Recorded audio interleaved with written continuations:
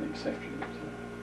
So the house was like, did he build a house or it was on the? Oh, no, he bought the farm. Oh, no, he bought the farm, house and barn, shed. Oh, it was a hell of a nice build-up place. Yeah, he bought it. Henry bought it, the section of land with all his buildings. So that was quite a bit later than after Grandpa Kramer, or Grandpa. Oh, yeah. He's Abraham, come on. 1930. Oh, I see. Then in 31, he moved up with 8 kids. And then I come up and I worked for Uncle Frank, the favorite, Frank the Bachelor.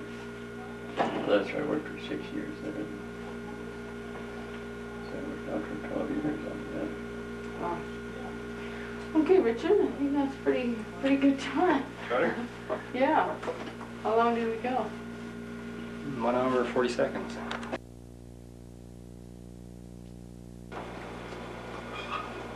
Saves steps and saves space and saves time, like Lucille. Who?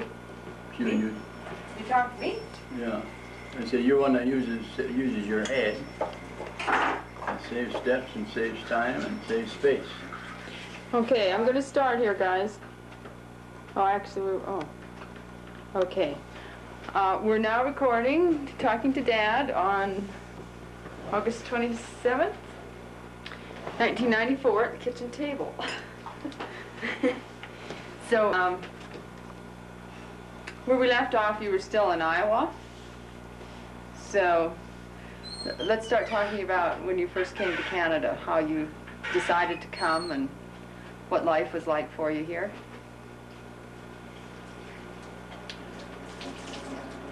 Well, it was quite a decision to make. I come up with an uncle. My uncle was moving up here.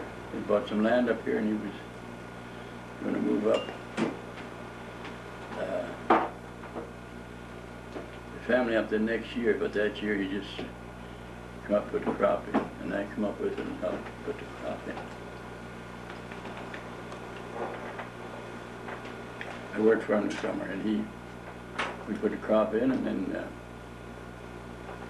he had it still at his farm in Iowa, and he went back then and stayed there for the summer. In the fall he come back and brought one of the girls back to cook for us, and we'd crop off. Then that fall, I was in October sometime, middle of October, we went back to Iowa. And I was debating when I left here whether they'd ever come back or not. But my Uncle Frank asked me if I was coming back, and he was a bachelor, he hired help. And I said, I wasn't just too sure. And he said, if you want to come back, well, I'll give you a job.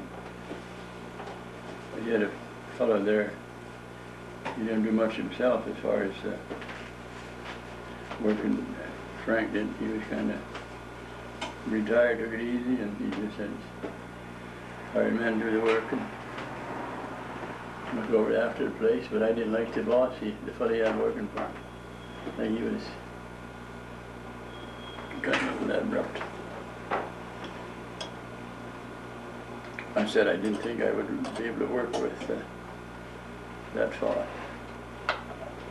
He was too rammy. And he said, well, he won't be here.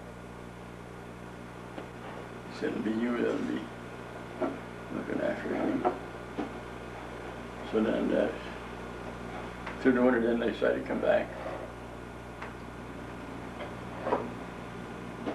And I got a letter from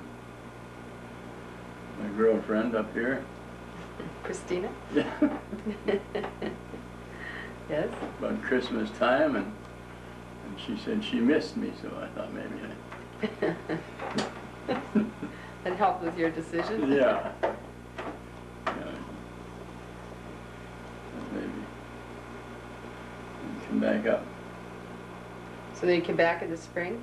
We come back in the spring. We crossed that line about 15th of March, 1931 is when I come up and stayed. The year before we come up about the same time. My first crossing into Canada was about the 15th of March, 1930.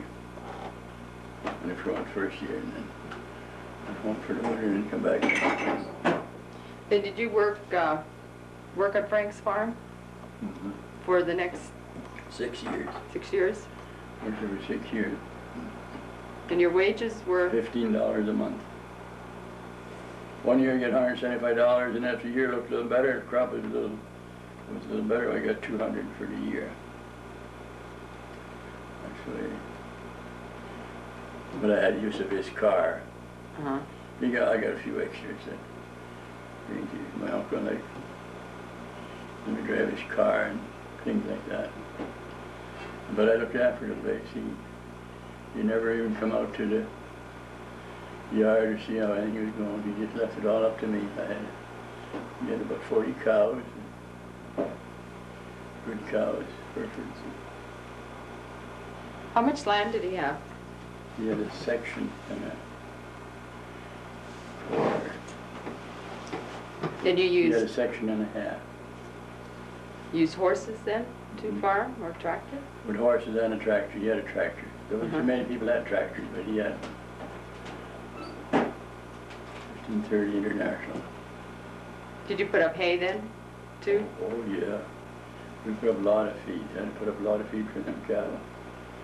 And horses, he had about 12, 15 horses. He had good horses, too. He had some purebred Perchems. Real good horses. He had some of the fastest, I had the fastest walking team in the country there. We used to go to haul a grain to Wordsworth and take a load of grain over and Seaman sleigh, and whenever we had some, we didn't always have grain to haul. Once in a while we'd haul out a load. But I used to have this team so they would step out, and they were one of the fastest teams in the country. In fact, I had 4 horses on a drill. That'd be we had 2 broodmares every year. We'd raise a colt from each of them. Them days you raise your own horsepower, your farm power. You raised colts. And then you got 3-year-olds. You broke them in and worked them. And that was your power. And I used to enjoy working with them horses. I had this one, the 2 broodmares, and they both had 2 colts from each one. And I used to run and put them on the drill. 4 horses on the drill, and there was people who used to tell me, the old fellas driving around their horse and buggies and whatnot, and they'd stop on the road and watch that outfit. I ain't blowing, but they were just good horses. Yeah. You just edged them on by and you just they go a little faster until they got so they and they'd watch that how that fast that team them horses could walk. Most time you put in 20 acres a day, Ice Creek slip in 22.4 sometimes. With more speed. With the horses. Yeah. When did you decide to stay in Canada? Well, that's when I come up. I didn't go back 5 years. Oh. Yeah. When I come up then, I had the job there with Frank, and so I just, just automatically stayed there. Couldn't have no money to go anywhere anyhow. There's times I felt like getting out of here, jumping across that line and head for home. When I left Iowa, I had my own car,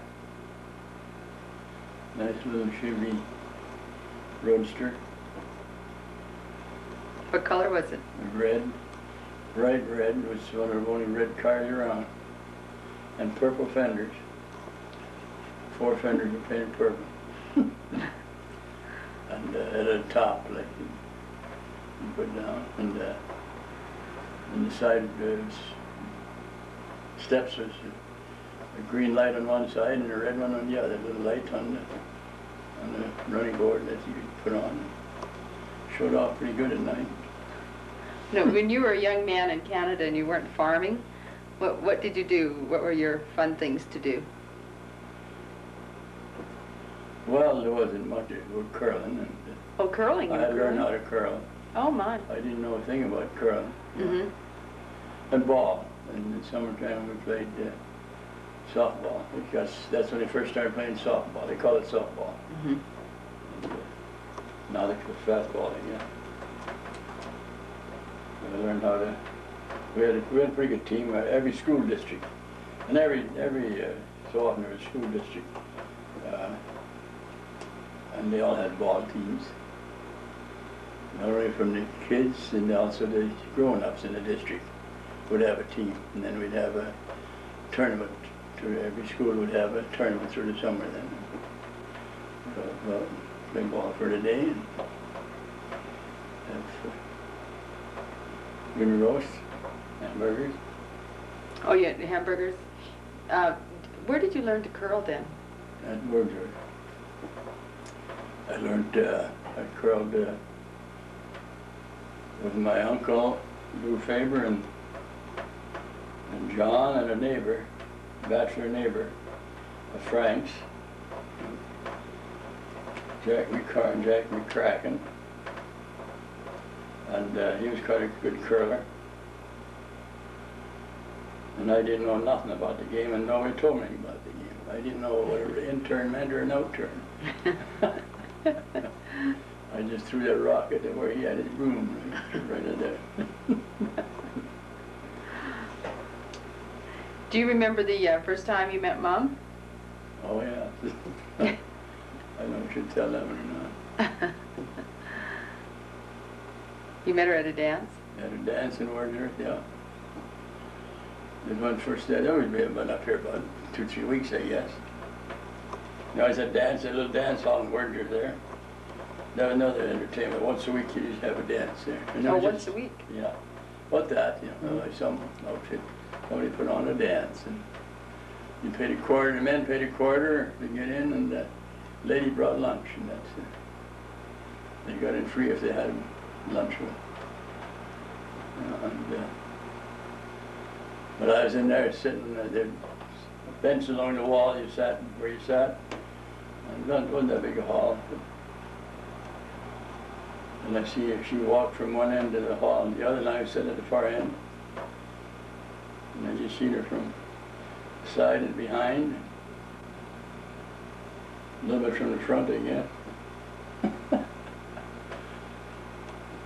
And I thought, now that's the lady I'd like to have mother my kids. You knew right away. I don't know how. I've taken a lot of girls by then. I had girls that even wrote me letters from Iowa. They wanted me to come back. And one girl even wrote and wanted me to come back and she'd marry me. I ain't blowing, but that's just never hard up for boys down there. Yeah. No, but I did though. I had one girl, she wrote me a letter and wanted me to come home. So then you got And married? Still, she was one that, funny, and she was the one that, just like that. Stole your heart. Yeah, and then there was a priest too. I'd mentioned Mother a few years later before I mentioned to her. She didn't think too much of it. She thought that was a hell of a thing to own a woman just to have kids. And to, but there's a priest that give a sermon. Every once a year, the priest always had to give a sermon, preach on marriage. I served a lot of mass in my day, both down Iowa and in Canada some too. And you heard all the sermons, and they would talk on one Sunday in the year had to be on priest people joining the priesthood, and there's one for the sister who would become sisters, and that's where that was in the kind of the way it come up in the Bible and the gospel, and they read it. And then there's one on marriage, and this priest gave this talk on marriage, and he said that's one true way of true love. If you see somebody, man or girl, that you would like to have to parent your children, that's your true love. And that's something. After she heard that, she felt She knew what it meant. different about it. Yeah, No, that's something, that just happened like yeah. And then you got married in what year? 1937. And from there you lived with the Kramers Kramers, for, for 3 years. Yeah, lived there for, then how much land did you farm there? me, myself, Yeah, I guess you and the Kramers. oh, well, I had a section and a half myself, and they had a section and a quarter, I think. I remember that. And which section and a quarter did you rent? Who did it belong to? Well, one section I rented some widow lady in Carlisle, just east of Arcola here, about 4 miles. That's where we started on our own. And belonged to a lady in Carlisle. Another half section was down right next to Frank, my uncle's. I'd worked it 2 years before I left him. Used his machinery, and it would belong to a fellow in Iowa. Just happened, he used to come up every year or so and look over his land. He had some there and he had some yellow grass. This farm did. He's pretty well off. And a lot of people them days, Americans owned land up here. They got their landmen run down in the States and sell them land. They didn't know even what they really bought when they bought a lot of them. Mm-hmm. But he used to come up every year, and this half section was there, and nobody was working it. And I happened to go over there one night checking out on, right beside Frank's place, checking out on the cows and calves, and every spring the cows and calves, and they run out of pasture and just go out and ride out and look them all over, see how they're doing. And here was this tent out there on this little bit in this land there, and I goes over and he had his car there in a tent onto the car, and he was staying there overnight. He stayed on his land there, and so right then I rented it from him. I rented that from him for about 6 years. Did you, when you were living with the Kramers, did you rent this? Was that first place you talked about, the Scott place, Mhm. for 7? Did you rent that while you were living at Kramers? Yeah, first year we got married. Oh, I see. So that would be quite a distance to travel, wouldn't it, from Well, it was Scott about, no, it was only, 2, 3, 5,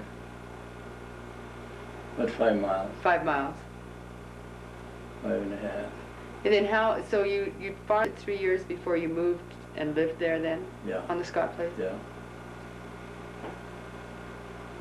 And when I left it, Mrs. Scott was so mad that I left that place that I would leave it, you know. She almost as much as didn't want me to come back on it. I had Ma had that land down there, Wordsworth, and her and my Uncle Henry, they wanted me to go and live on that. Mm-hmm. So I made arrangement I was going to, and I good enough to let her know that I would be leaving, that she could rent to somebody else. And she was so mad, she just wrote me a letter and told me to get off the place. That she didn't want me to leave there, that I was leaving it. So anyhow, then it turned out that the fellow living on their land didn't have to move that winter. So I was stuck. I didn't have a place to live. Oh. And it turned out that Mrs. Ed Whitman had an interest in some land in Wallace Place. And her husband, he didn't want me to leave the country. I had to be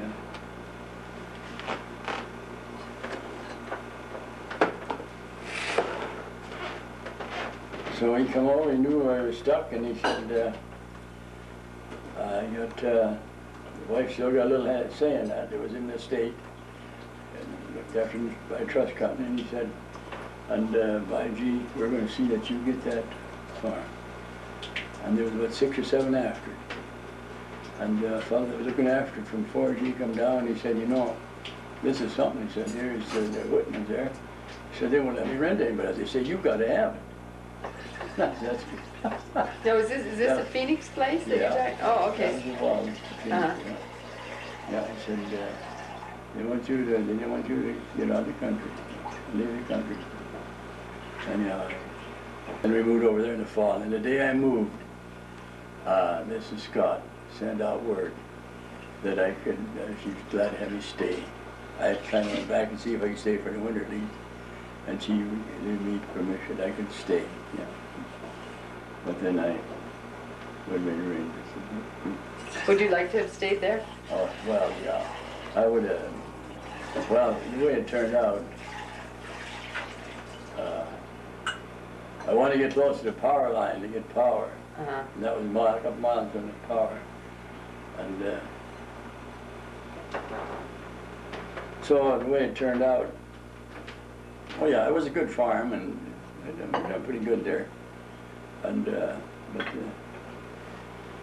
had a chance to buy it too later, Later? Yeah, she had, well, I rented, there was, the deal was there in case I wanted to rent it. But anyhow, I got a chance to move over to the other place, and then this Charlie Whitman farm come up for sale. Charlie had been renting it for 13 years. And it pretty well run down. It was really one of the worst farms in the country, full of wild oats and weeds and infested everything. And he thought he better sell it. And there again, he was telling Whitmans that he had a notion to sell the farm. And right away, Mrs. Whitman said, well, I got a buyer for you. And This is Mrs. Ed Whitman? yeah. And she said, she sent Earl over. And he said, who is it? She told him, me, and she said, he said, well, you send him up, and I'll give him a deal, I'll open his eyes. He lived in the hills. Charlie did. So Charlie owned the place where we live, but he lived in the On hills? the old Whitman farm there where we landed up at. Uh-huh.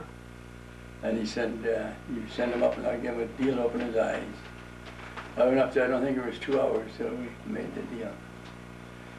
I said, no, when I buy this, I want to buy in such a way that I can pay for it. He said, when I saw, he had sold it twice before, now he got it back.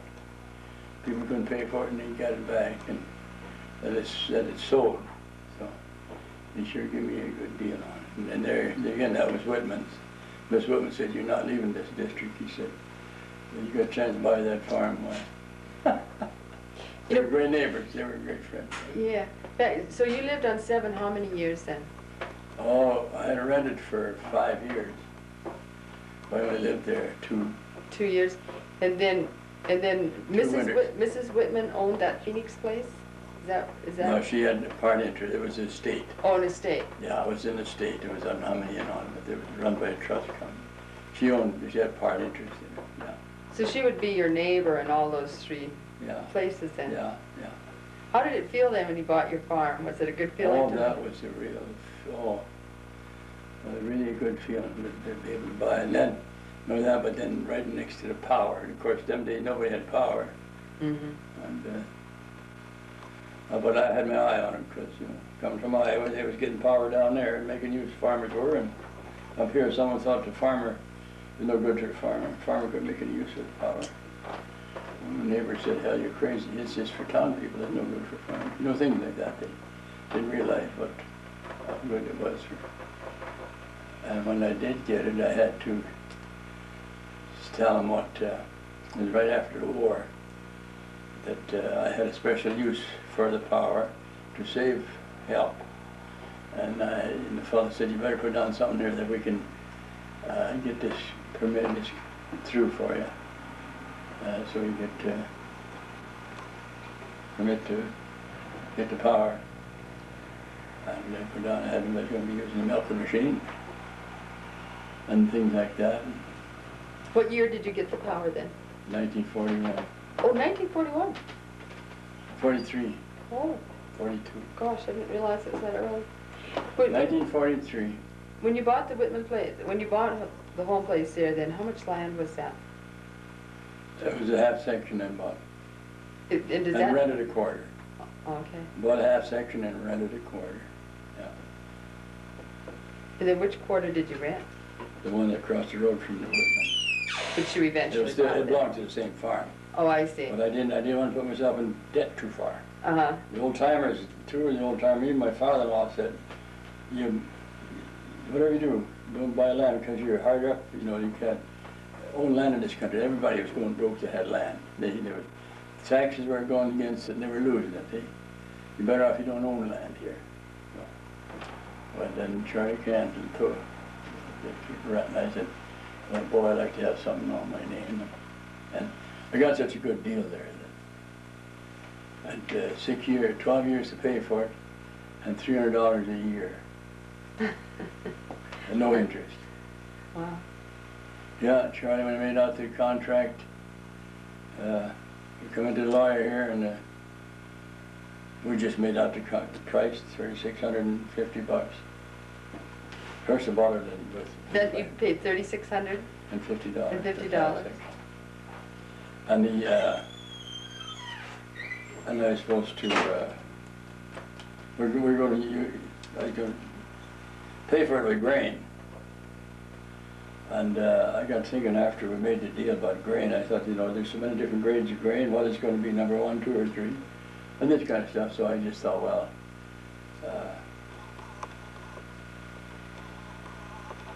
I'm going to turn that into dollars. So I mentioned to him, he said, that's good. He said, so he said, how much is the price a week today to the lawyer? And it was, I don't know, 60-some cents a bushel, 65 or something like that. And times the bushels we had, he come to $3,650. He said, well, that's good enough, that's it. And then he got down to making out the bill of sale. They're all the same, you know, when you buy land. The lawyer had it there, and he said, you know what rate? And down on there it says rate of interest, and he said, well, rate of interest. He said, none. Charlie said, none. And the lawyer said, none. Nope. He said, that's what killed this country. That was true. People was paying as high as 8, 9% interest when grain was worth 50, 60, 70 cents a bushel. They got stuck years earlier with this high rate of interest, and then they couldn't pay it. They lost their land and everything. So anyhow, that and payments.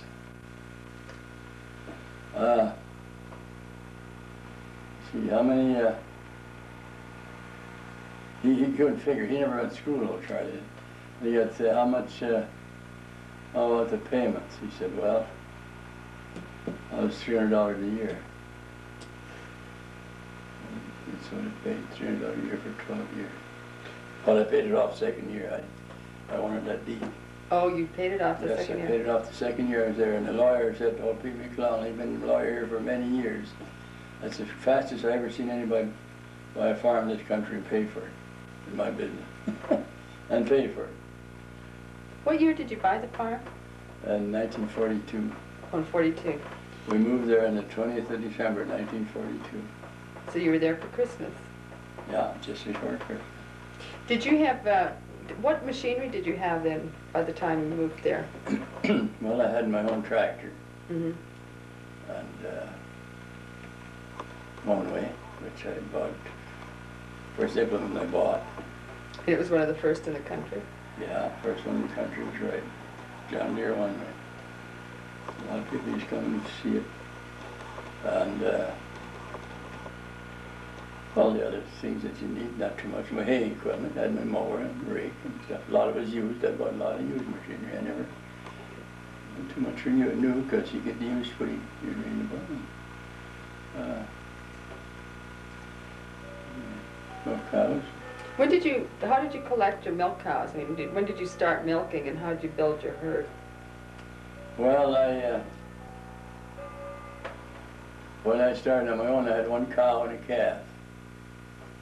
When I got married, I paid $7. Calf was about 2 months old.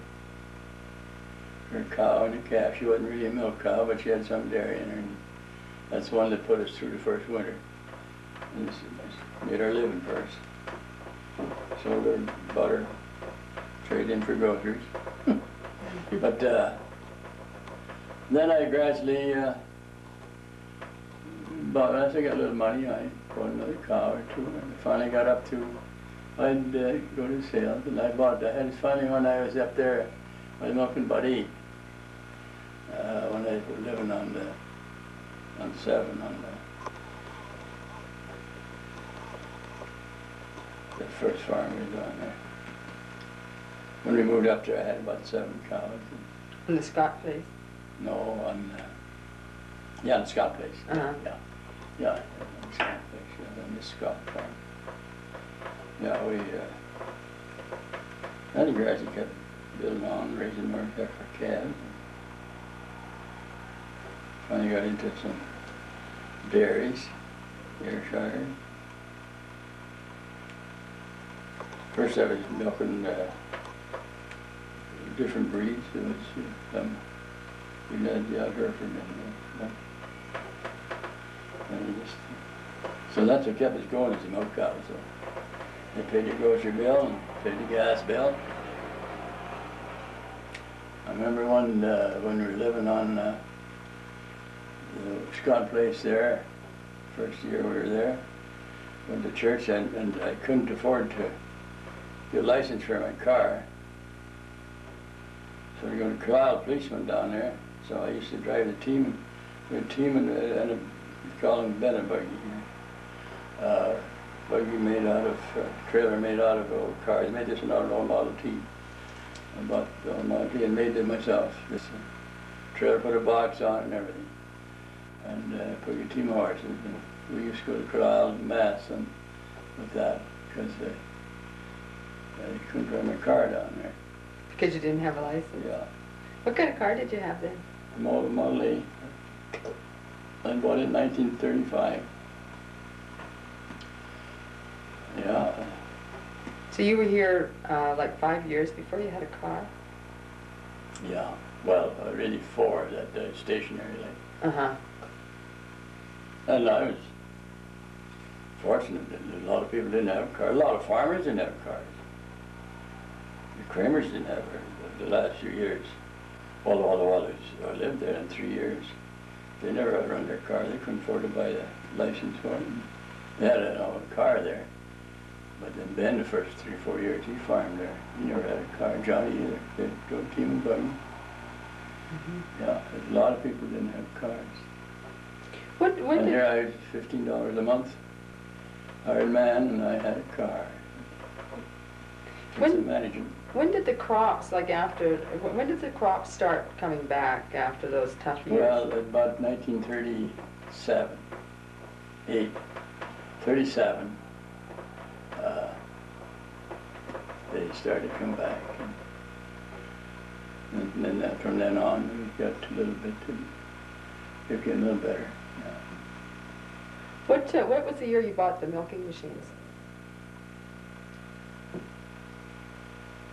Well, that was about in the 40s, about 43 or something like that. That early? I made a slip there. We got power in 1945 instead of 43. Oh, 45. Yeah, that was the first milk machine I bought had an engine on it. We didn't have electricity. It was the first milk machine in the country too.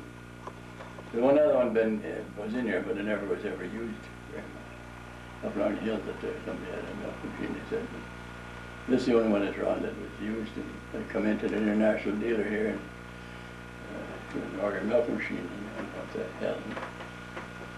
And now you know what it meant. Imagine a lot of people up here mention milking machine now. Well, how could you put a machine on a cow and milk a cow with a machine? That was, you could see. Huh? It's hard to imagine. Oh, What year did you build the milking parlor then? yeah. In 51. And then, did you have a windmill behind the barn? Yeah. And how did all that work? Well, it just the wind blew the wheel up there and it pumped to get water. Oh, pump the water. And it was set up, it went up and down. There was the drive was set up there and there was a rod. Everything was up at the top at the wheel there. There's the thing, went around with the wheel, and then at the end there was a big kind of eccentric that Put the rod up and down, but give about an 8-10 inch stroke. That would pump the water in the cylinder out of the well. Go right down through into the well. The wind will sit right over the well, yeah.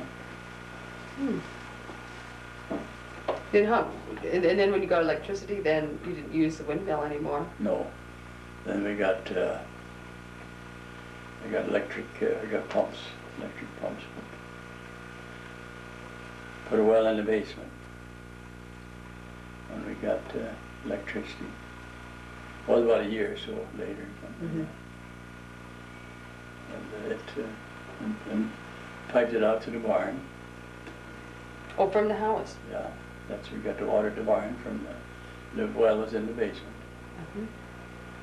They auger down a hole with the auger, post-hole auger, 16 feet deep, a little more, below the basement floor. And the water was there about 20-25 feet, all the way, all around underneath. There was 2 wells there when we went there.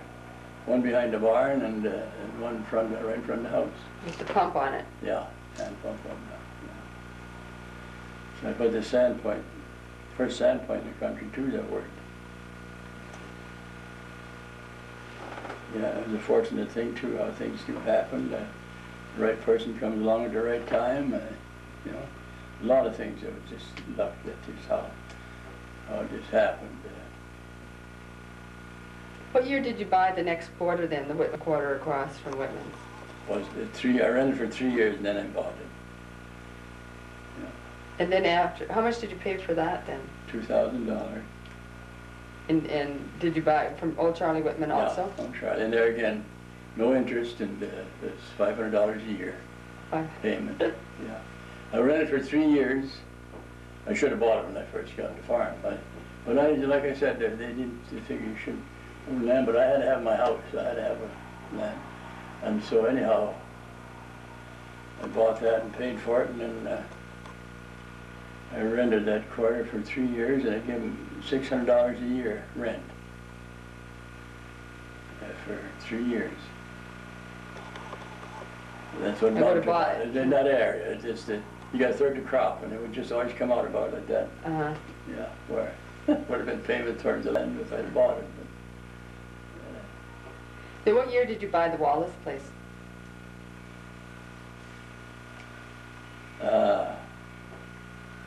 Gee, that's kind of it was in the '60s sometime. I just can't remember. Do you remember how much you paid for it? Yeah, $25 an acre. Which was how much more than what you paid for the Whitman? Oh, it's quite a bit like, see, Whitman's, I just paid a little better than, well, it's 320 acres, so $3,600, a little better than $10 an acre. Okay. 12 maybe. But double, just about double.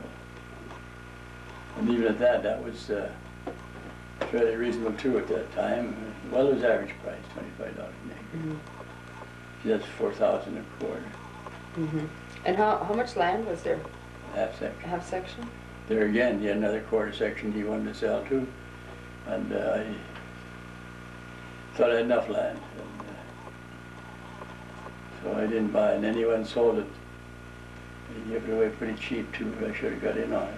Which parcel is that? That was down south and east of, it's right south and east of Gary's there, right across the road from Gary and east of Oh, yeah. that quarter in there. Oh, he owned Oh yeah, that too? he owned that, and I should have. He wanted to sell it. He kept at me all the time. And I had enough land. I didn't want to there again. Yeah. Hindsight's 20/20, isn't Oh it? yeah, oh yes, I was. Well, I didn't know you were going to sell it that cheap. He sold it. There again, no interest on the money. And, Oh, for the Wallace also? yeah, he sold it to Gordy Nixon. What, when did you buy the Beals quarter then?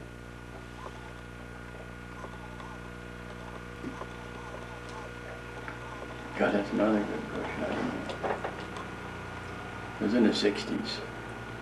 Did that belong to Beals all that time then? No. It belonged to Soldier Settlement Board, the government. Oh, Yeah. The Beals, Roy's brother was in the Army.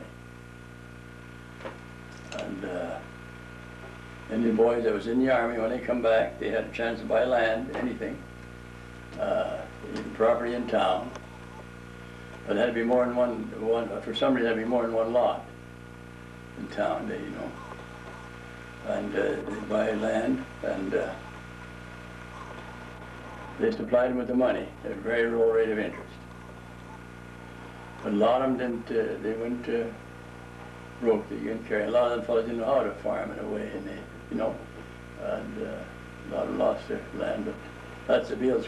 They farmed there for, I don't know, several years. Roy was not a farmer, he was a mechanic, like, and you just can't, you know, in them days that was pretty tough going. So Pete said, poor Roy couldn't seem to make him go up, and so. Anyhow, the land went back to soldier settlement. Oh. Like that's the government, they looked at it, they call it soldier settlement board.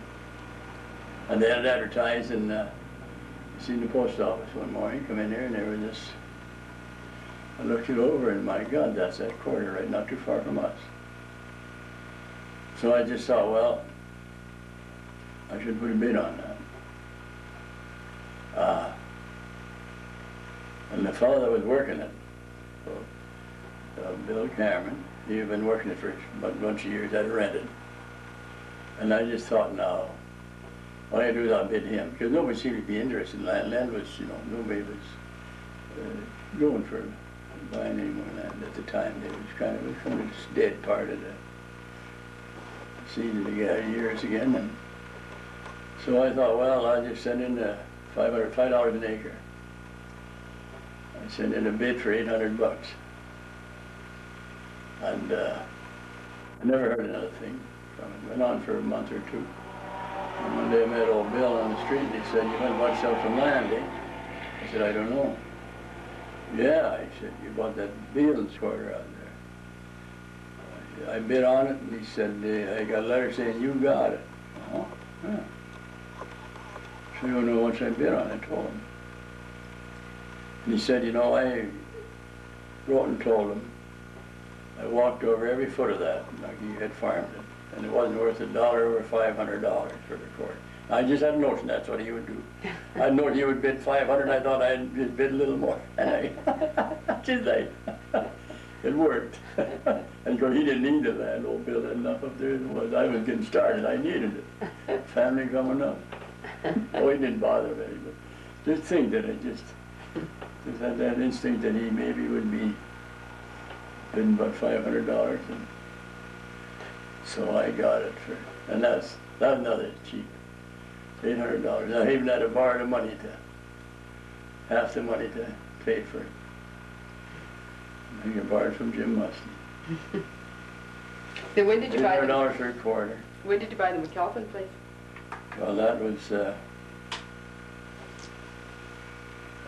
getting into, that was at 65. That was the year that Carl passed away. 65 or 6, someplace in there. Yeah. There again, I never bought an acre of land for what somebody didn't come and offer to me. I never went out and asked for any of it. And there was, and then there's hundreds of acres that people had asked me to sell, wanted to sell to me that I didn't buy, If I had bought all the land they'd offered to me, I could have been a millionaire. If I paid to be a millionaire or not. Yeah, that's a good question. Yeah. How much did you pay for the McAlpin land then? Well, there was $10,000 for 3/4. Yeah, the Nixon boys, Cliff and Bill, Josephine, she finally decided she was going to sell it. It was hers. And so they come out one morning before I had breakfast and sell me that land. They went to 2 different other places. I don't know how come they went there first, and 2 other fellas had to look at it and they didn't go for it. No, it's cheap, but it was so badly, been rented there again, been rented for years. And it was run down, it was really in bad shape. It was weeds and quiet grass. So anyhow, let's go down and have a look at it. So I went down and looked at it, of course, when they mentioned, I figured I'd like to buy it, but And Don looked at it, and Josephine wanted 10,000. Well, I said, I guess I'd better take it. I wanted to pay for it. Josephine said, "Do you think 10,000 might be too much? Would you rather maybe 9 would be better?" I said, hell no. I said it wasn't.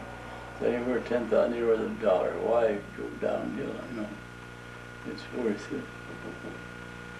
So anyhow, paid 10,000 for it, and then the story got around that I stole it. Yeah, later on. How you could steal land. But that was what there's 2 other parties that looked at it. So. And then Josephine were taking even less for it, so I gave her there was no stealing about it. But